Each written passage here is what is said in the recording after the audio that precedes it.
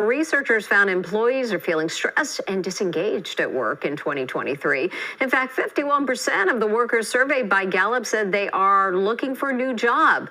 But the good news is many employees can take control over their professional lives. We asked executive coach Liz Bentley to share her best strategies to be happier at work. She is the founder and president of Liz Bentley Associates. Good morning, Liz. Good to see you.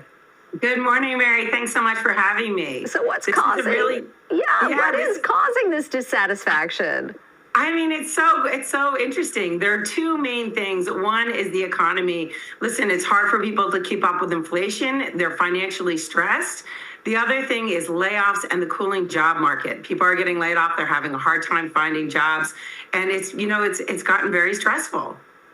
So first there was the Great Resignation, then quiet quitting. Are workers sticking around now in roles they don't like or aren't working for them?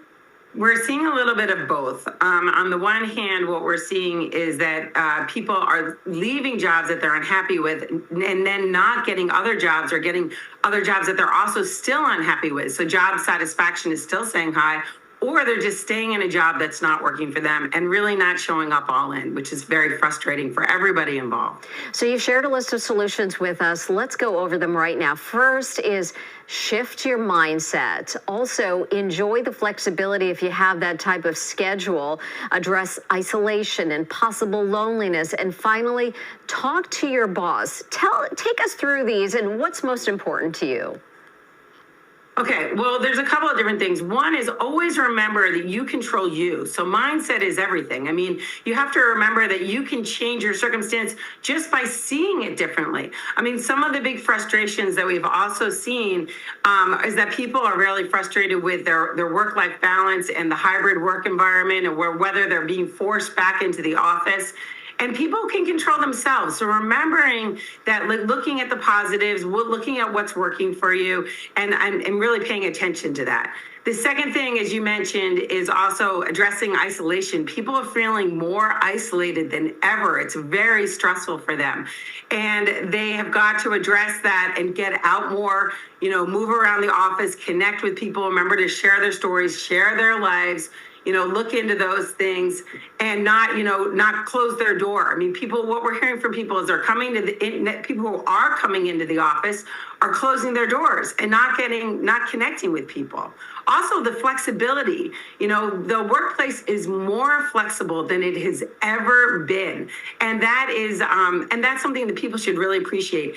Even if you're someone who is pushed to go back into the office every day, your bosses are more flexible than ever if you do need to work from home because your child is sick, or you want to go to a soccer game that people you never could have gotten out of work for before, but now can really leave and go to it. So it's really made a huge difference for people and their ability to, have that flexibility at work, and really should appreciate that instead of before where they felt like they couldn't even get out at all. So it's made a really big difference. One of them is to talk to your boss, but how well would that be received considering maybe your boss is stressed out too? Well, the last one is really, you should feel free to go talk to your boss and tell them if you are frustrated. Bosses want to know how you feel. They don't want to feel like they're working in isolation and all of a sudden one day someone comes in and quits or tells them they're unhappy and they've been unhappy for 6 months. So always share how you're feeling. But to your point, bosses are also stressed out because obviously they want people to be happy. They want people enjoying working for them. So something I think also the bosses have to be thinking about themselves is how much they're shifting to work in the new environment. They have to remember too that they need to change all of their systems for this post-COVID world that everyone's working in. So for example, one of the things that we're telling bosses is that they should have policies like Zoom cameras on at all meetings, things like that, to really up engagement, get people more interested in the workplace, and just make their lives easier and everyone else more accountable in this new world that we're working in. So everyone's looking to really make a shift, and I think that will help ease the work environment and make everyone a little bit happier all around. Executive career coach Liz Bentley, thank you so much for your insights. Thanks so much, Mary. Every Tuesday, Liz shares career tips on her social platforms. For more information, you can go to our website, cbsnewyork.com.